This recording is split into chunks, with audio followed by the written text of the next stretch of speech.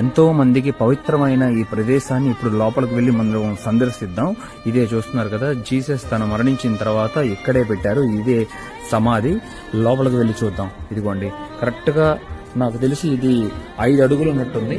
చూస్తున్నారు కదా, ఈ లోపలికి వెళ్లే దారి. లోపలికి వెళ్ళిన తర్వాత ఇదంతా మొత్తం లైమ్ స్టోన్. ఈ కొండ లోపల జీసస్ ని సమాధి భద్రపరిచారు అప్పట్లో. ఇదిగోండి, 6.5 అడుగులు ఎత్తుంది.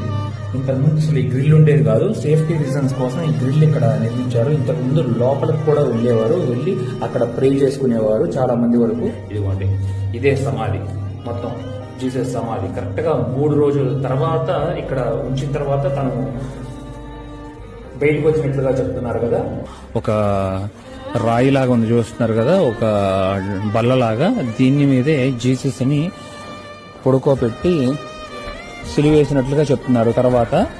ఆ తర్వాత దీని మీదే రక్త మరకలు కూడా ఉన్నాయన్నట్లుగా చెప్తూ ఉంటారు జీసస్వి. వచ్చిన వారందరూ ఇక్కడ ప్రే